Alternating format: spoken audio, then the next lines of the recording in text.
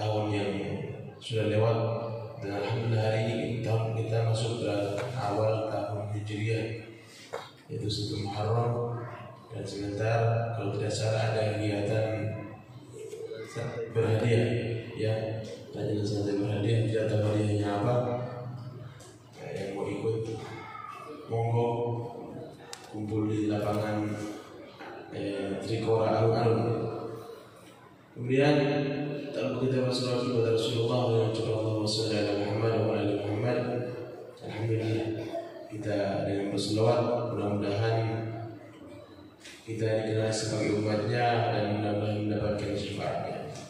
Pada kesempatan waktunya juga ini, ya, kita membawakan materi yang Kiai Monggo Kiai.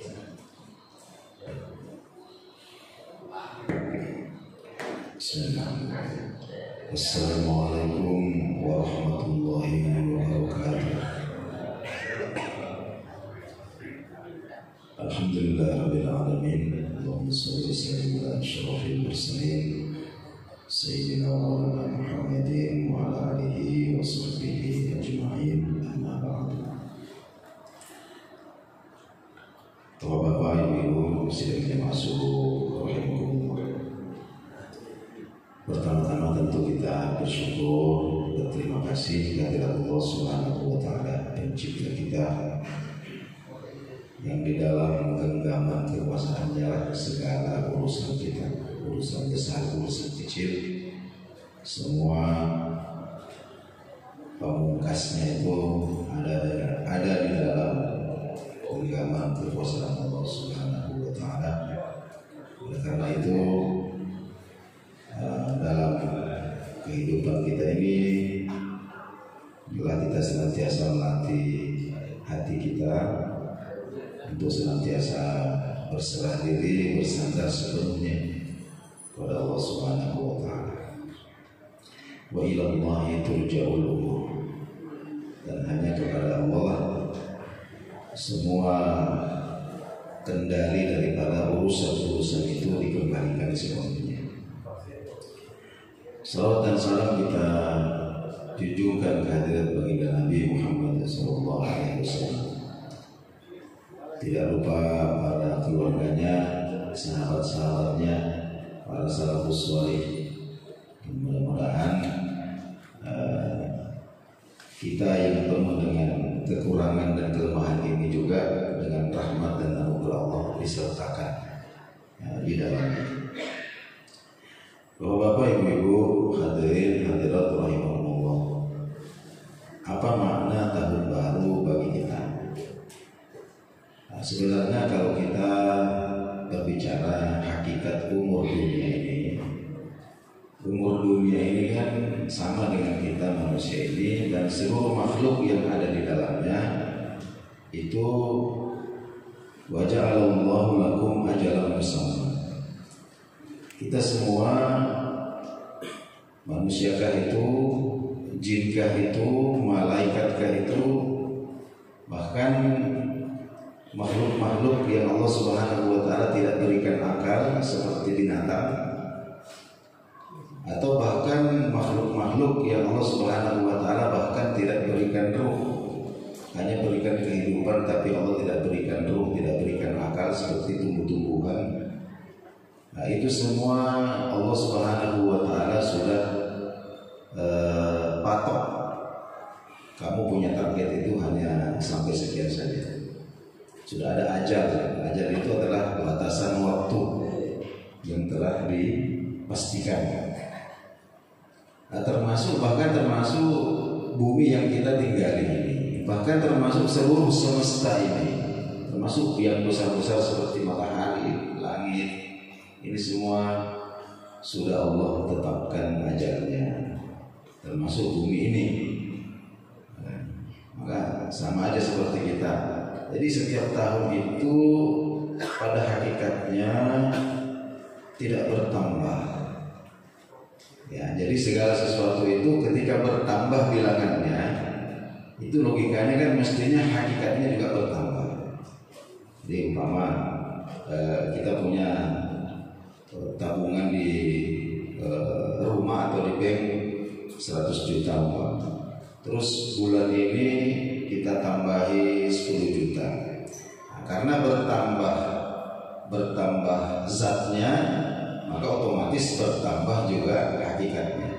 Semuanya seperti itu, kecuali pertambahan tahun, termasuk diantaranya adalah pertambahan umur.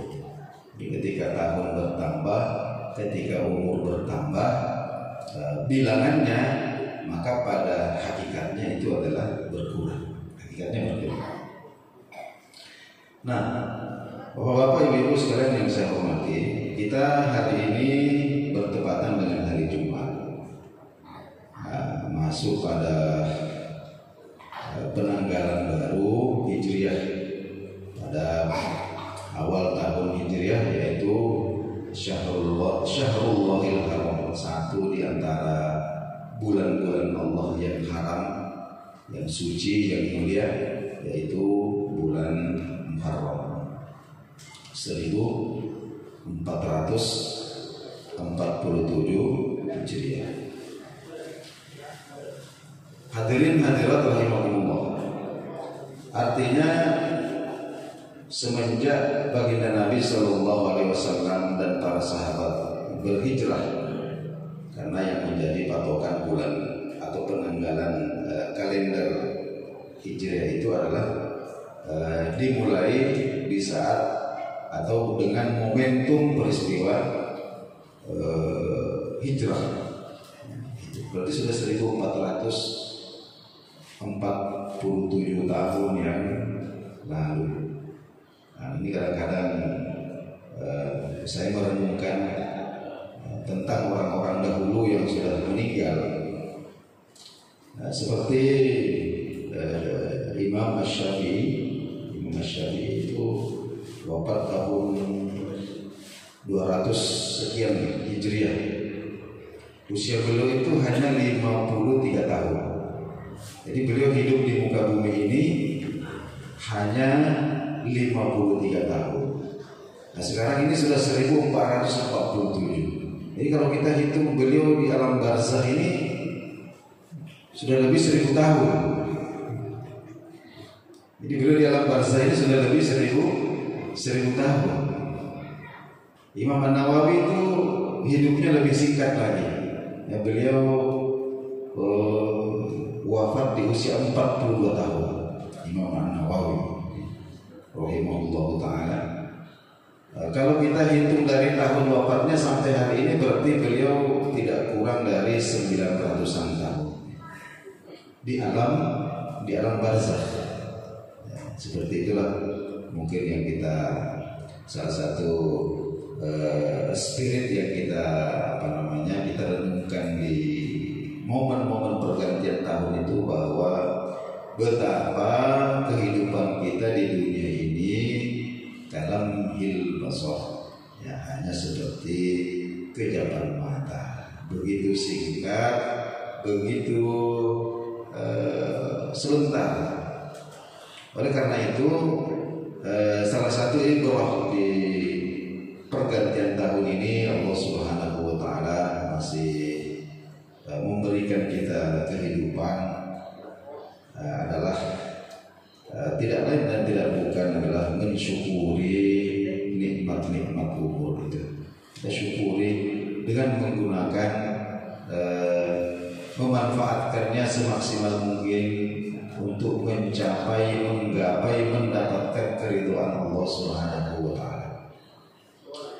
Bapak-bapak, ibu-ibu, saudara-saudara sekalian yang saya hormati, berbicara tentang bulan Muharram ini tentu ada aspek ritual, tapi tidak kalah pentingnya daripada itu adalah aspek spiritual yang perlu kita renungkan. Yang pertama, aspek ritual itu sama dengan bulan-bulan Allah yang haram yang lain. Jadi prinsipnya bulan-bulan haram itu kita ini dimotivasi untuk memperbanyak ibadah, berbagai macam jenis, macam-macam kebaikan sesuai dengan kemampuan, sesuai dengan kelapangan kita.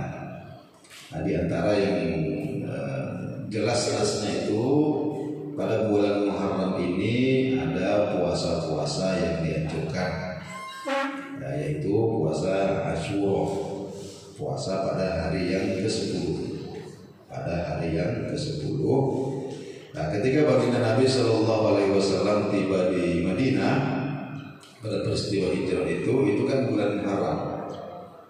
Menurut salah satu pendapat yang unggul, pendapat yang rajih dalam masalah ini, bahwa baginda Nabi Shallallahu Alaihi Wasallam tiba di Madinah di bulan Muharram, itu ada pendapat seperti itu. Ketika itu beliau melihat orang-orang Yahudi yang tinggal di Madinah ini berpuasa. Nah, baginda Nabi Shallallahu Alaihi Wasallam bertanya, ada apa ini? Maksudnya kenapa kalian berpuasa hari ini? Nah, maka ada yang menjawab, ada orang Yahudi yang menjawab, mengatakan bahwa hari ini adalah momentum, ya, hari ini adalah momentum ketika Allah Subhanahu Wa Taala menyelamatkan Musa dan Bani Israel, menyelamatkan Musa dan Bani Israel dari kejaran Fir'aun. Jadi hari itu Allah Subhanahu Wa Taala itu ada momen di hari itu Allah Subhanahu Wa Taala membelah laut mati, sehingga Nabi Musa dan Bani Israel ini bisa selamat dari kejaran Fir'aun. Momen itu terjadi pada 10 Muharram. Maka baginda Nabi Sallallahu Alaihi Wasallam mengatakan, bersabda bahwa nahnu ahaqqu bi Musa minhu. Kita ini umat muslim ini, orang-orang Islam ini lebih berhak atau lebih sepatutnya, ya, untuk katakanlah menghormati momen itu dibandingkan orang-orang Yahudi ini. Maka ketika itu kemudian Nabi Sallallahu Alaihi Wasallam berpuasa. Dia berpuasa pada hari itu. Dan supaya ritual puasa kaum muslimin itu tidak tasyabbuh, tidak menyerupai prakteknya orang Yahudi, maka baginda Nabi Sallallahu Alaihi Wasallam juga mensunnahkan kita berpuasa sehari sebelumnya atau sehari setelahnya. Ya, karena orang Yahudi itu hanya berpuasa hanya pada tanggal 10 Muharram itu saja. Maka Nabi SAW mengatakan supaya kita mukhalafah, membedai praktek orang Yahudi. Jadi sama-sama motivasinya itu adalah momentum syukur kita. Kita bersyukur Allah Subhanahu Wa Taala menyelamatkan Nabi Musa dan Bani Israel pada hari itu. Akan tetapi pada praktek ritualnya, itu dibedakan. Jadi tidak semata-mata, tidak hanya hari tanggal seluruhnya itu, tapi kita berpuasa, kita boleh memilih apakah tanggal 9 namanya Tasu'a, tanggal 9 Muharram jadi 9, 10, atau tanggal 11 jadi 10 dan 11, 9, 10 atau 10 dan 11. Nah, ini juga ada pembelajaran penting. Bahkan di dalam beribadah pun baginda Nabi SAW melarang kita untuk tasyabuh, menyerupai orang-orang non-muslim dalam ibadah. Apatah lagi di dalam hal-hal yang lain. Ya, katakanlah di dalam tata cara kita berpakaian, di dalam berbagai macam aspek-aspek kehidupan kita itu tasyabuh itu. Ya, karena prinsipnya itu adalah man tasyabaha biqaumin fahuwa minhum. Ya, jadi siapa yang kok mirip-mirip dengan satu golongan tertentu, apakah penampilannya, apakah cara berbicaranya, ya, identitas kita sebagai seorang muslim, sebagai umat Nabi Shallallahu Alaihi Wasallam itu harus ditegaskan. Meskipun kita ini tidak memaksa orang untuk seperti kita, tapi kita punya identitas. Ini harus ditampakkan, dizohirkan sebagai simbol, sebagai syiar. Nah, kita bayangkan ya, bagaimana Nabi SAW melarang kita menyerupai orang-orang Yahudi, bahkan di dalam ibadah. Oh tidak, kalau mereka berpuasa tanggal 10, kita bedai mereka. Nah, bagaimana caranya? kita puasa 1 hari sebelumnya atau 1 hari setelahnya. Nah, itu salah satu poin. Jadi kemudian, adapun secara keseluruhan pada bulan Muharram ini sebenarnya ada hadis Nabi Shallallahu Alaihi Wasallam dari yang dicantumkan oleh Imam Muslim bahwa tidak ada puasa yang lebih afdal di sisi Allah setelah Ramadan melebihi puasa pada hari-hari yang ada pada bulan Muharram ini.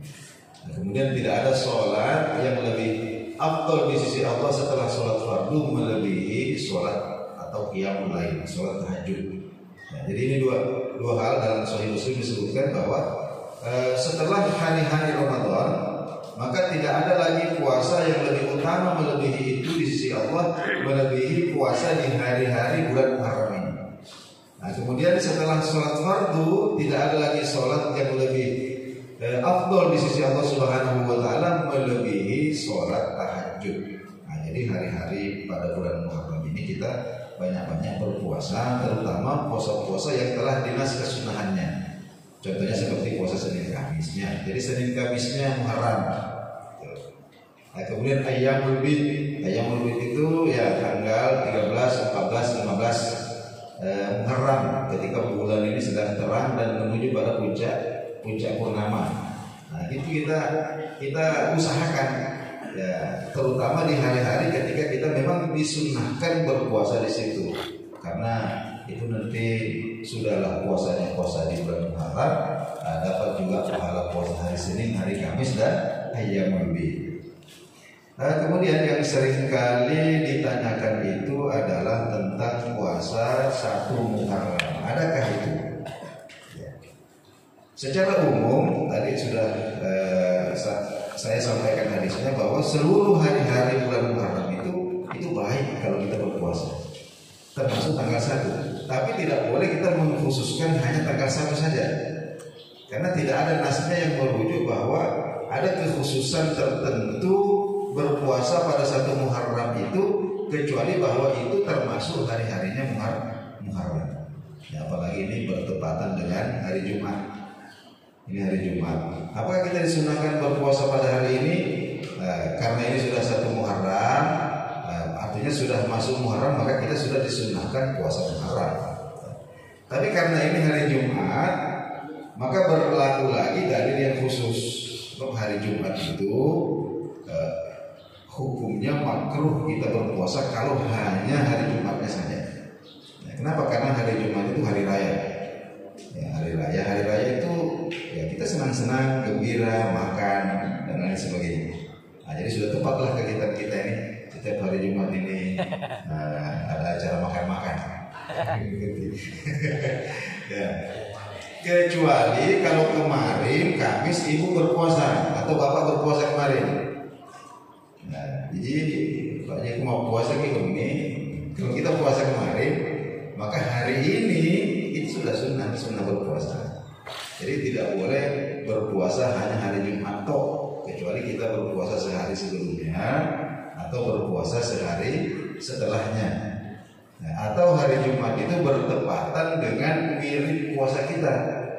Nah, contohnya bahwa kita menunaikan puasa Daud ya. Sehari puasa sehari tidak. Loh, kok ngepas tiba giliran puasa itu hari Jumat, itu tidak mengapa. Tidak mengapa. Itu sedikit tentang puasa. Nah, apalagi ya, sambil dinikmati Bapak Ibu sekalian, silakan. Oh ya, ini kita ada momentum ya, momentum hijrah Nabi Shallallahu Alaihi Wasallam. Saya akan berbicara sedikit tentang seorang sahabat, itu namanya Suhaib Ar-Rumi. Suhaib, si orang Roma, orang Rom. Ya, dulu ketika saya baru dengar namanya, ada sahabat Nabi itu namanya Suhaib Ar-Rumi. Dalam kitab tafsir lain kita belajar, saya menyangka bahwa beliau orang Romawi, ya. Seperti Salman Al-Farisi yang orang Persia, orang Iran. Tapi ternyata tidak. Setelah agak-agak banyak kita baca-baca, ternyata beliau ini aslinya itu adalah orang Arab, ya. Orang Mekah. Ya. Cuma masa kecil sampai remaja itu di Romawi. Nah, di Romawi. Jadi nama aslinya itu adalah Suhaib bin Sinan bin Malik. Jadi ayahnya itu namanya Sinan bin Malik. Ini ceritanya kenapa bisa sampai di Romawi. Itu suatu hari ketika dia sedang dalam perjalanan bersama dengan ibunya, itu dibegal, dirampok. Nah, termasuklah dia ketika itu masih kecil, akhirnya oleh perampok ini dijual sebagai budak, berpindah, akhirnya sampai di tanah Roma, sampai di Romawi sana.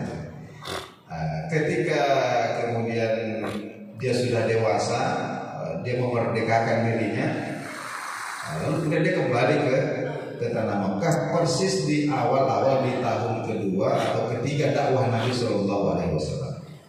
Nah, jadi ketika beliau mendengar, ketika beliau ini pulang dari Roma, di sana dia melihat betapa kerusakan moral. Sampai-sampai beliau mengatakan orang-orang Romawi di zaman beliau hidup ini mestinya dimusnahkan dengan angin topan.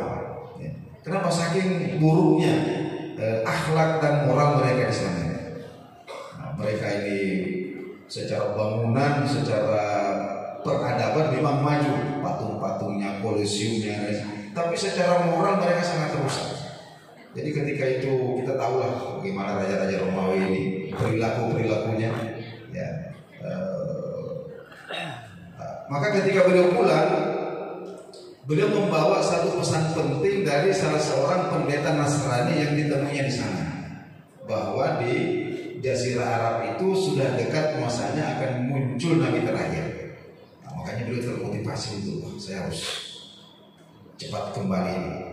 Nah, sampai di Mekah itu ada yang mengatakan tahun kedua, tahun ketiga dakwah.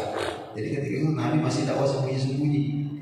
Nah, suatu ketika jadi beliau tanya-tanya informasi di mana akhirnya ada informasi bahwa Nabi dan para pengikutnya ini as-sabiqun al-awwalun, generasi pertama itu selalu berkumpul di rumah Zaid bin Arqam. Yang namanya Darul Arqam, rumahnya Pak Arqam. Nah, di situ kumpul itu malam hari mereka beribadah, kemudian ada ta'lim dan seterusnya. Nah, sampai suatu malam beliau mengendap-endap, mengintip ya. Tiba-tiba tidak sengaja bertemu dengan Ammar bin Yasir. Ammar bin Yasir ini juga as-sabiqun al-awwalun. Bapaknya namanya Yasir, ibunya namanya Sumayyah. Ini kedua orang tua Yasir ini merupakan syuhada pertama dalam Islam. Jadi mereka ini mati karena disiksa oleh orang-orang Quraisy. Jadi bertemu dengan Ammar bin Yasir, Suhaib Ar-Rumi ini ketemu. Kau ini mau apa? Kau juga mau apa katanya? Oh, saya ini penasaran dengan ini. Katanya ada yang mengaku Nabi. Saya mau dengar ceramahnya begitu, ngapainnya begitu. Saya mau lihat orang yang saya juga begitu. Kalau kita masuk. Nah, akhirnya kemudian keduanya ini masuk Islam. Nah, dan pada momen hijrah ini, Bapak dan Ibu sekalian, tokoh kita ini Suhaib Ar-Rumi ini punya ceritanya sendiri. Jadi beliau ketika tinggal di Mekah ini beliau pandai berdagang. Jadi beliau punya beliau ini tukang emas, namanya gitu. Tukang emas, jadi pandai emas. Nah, jadi beliau ini punya aset emas banyak. Ya. Ketika hendak berhijrah itu, beliau ini termasuk orang yang diawasi betul oleh orang-orang musyrik. Kenapa? Karena ini orang emasnya banyak. Emasnya banyak. Jadi, kalau tidak boleh, kalau dia lolos minimal emasnya itu harus tinggal.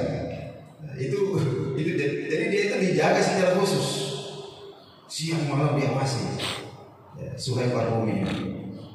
Akhirnya beliau melakukan tipu daya.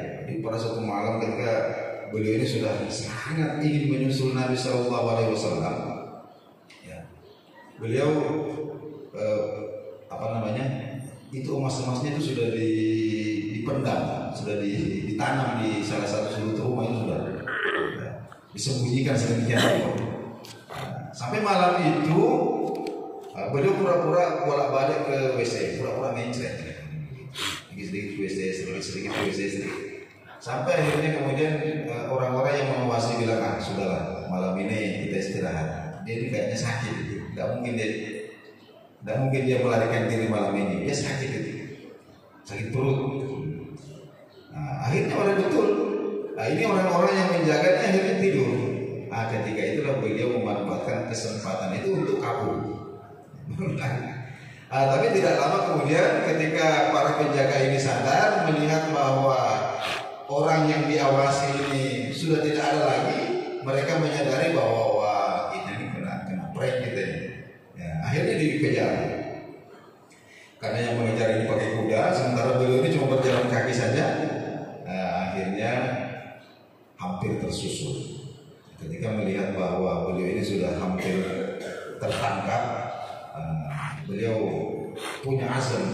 Beliau katakan, saya punya azam, lebih baik mati saja daripada kembali Mekah. Maka beliau naik di tempat yang tinggi, kemudian busur panah diambil, kemudian anak-anak panah ini ditata di sini.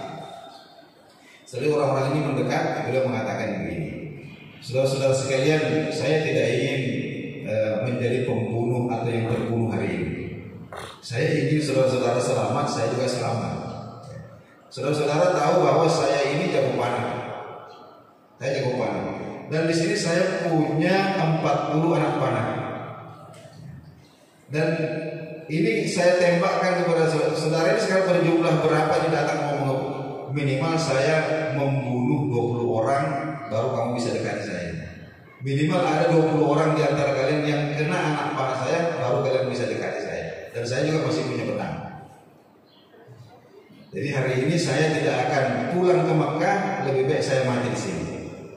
Orang-orang ini juga mikir juga ini, keder juga. Akhirnya mereka mengatakan begini, dulu kamu itu datang ke Mekah dalam keadaan miskin. Kami tidak terima kalau kamu tinggalkan Mekah itu dalam keadaan kaya raya. Maksudnya selama ini kamu cari uang di Mekah ini, kami tidak rela kalau kamu meninggalkan Mekah ini dalam keadaan kaya raya. Maka Suhaib mengatakan, kalau begitu apa yang kalian inginkan? Kami menginginkan emasmu. Maka kemudian Suhaib mengatakan, kalau kalian menginginkan emas saya dengan catatan kalian melepaskan saya, maka ambillah semua aset saya. Saya ada tanam itu di sini. Maka ada satu orang yang dikirim untuk melihat betul ada di situ. Nah, ini masih diam semua ini, nunggu ini betul emasnya ada di situ. Jadi ada yang pulang satu, kemudian digali ternyata betul. Nah, kemudian dia pulang mengatakan betul emasnya ada di situ, akhirnya dilepaskan. Jadi ternyata ini orang-orang musyrik ini meskipun hari itu jadi orang Arab itu sejahat-jahatnya orang Arab itu masih pegang janji. Ya oke, emasmu kami ambil, kamu silakan pergi. Maka ketika itu kemudian Suhaib Ar-Rumi itu betul kemudian berjalan tidak beristirahat siang dan malam sampai akhirnya beliau menyusul baginda Nabi Shallallahu Alaihi Wasallam. Ketika itu Nabi baru sampai di Kuba, belum masuk Madinah.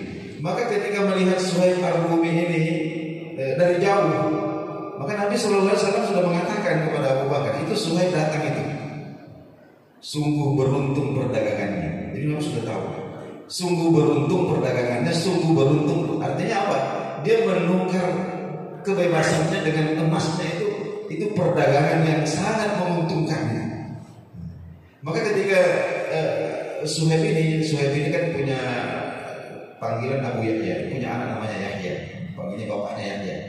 Maka Nabi mengatakan, ya Aba Yahya, wahai Abu Yahya, arbah tijar, alangkah itu adalah transaksimu, itulah transaksi yang paling menguntungkan. Maka saya bertanya, ya Rasulullah, siapa yang memberitahu Anda? Tidak ada orang yang saya di dalam perjalanan saya tidak ketemu. Kenapa Anda tahu? Saya yakin bahwa pasti Jibril yang memberitahu Anda.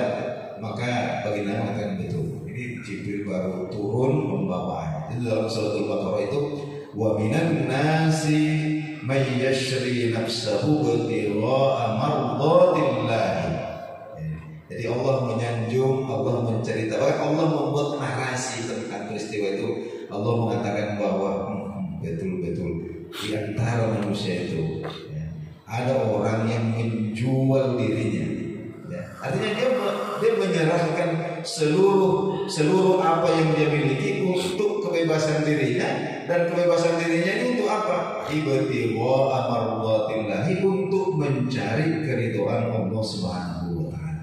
Itulah Suhaib Ar-Rumi.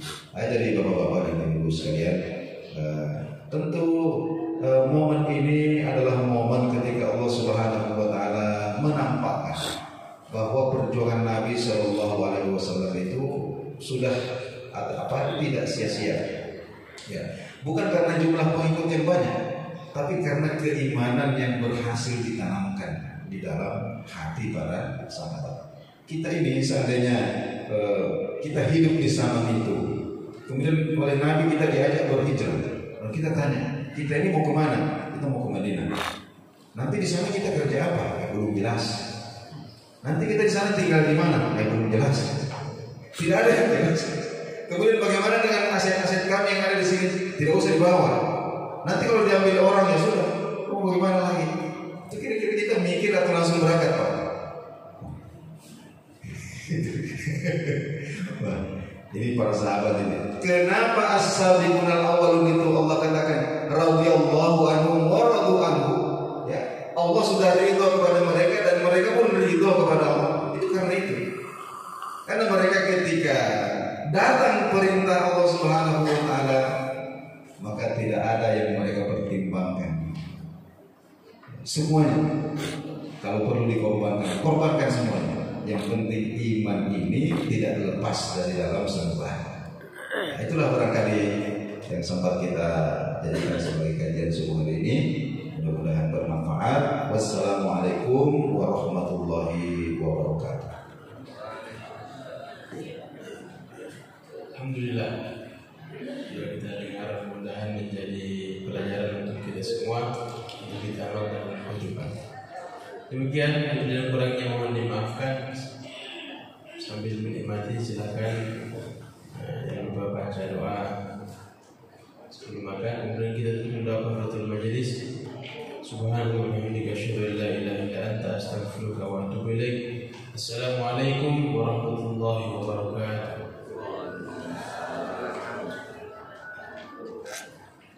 Kalau atlet ya habis duluan.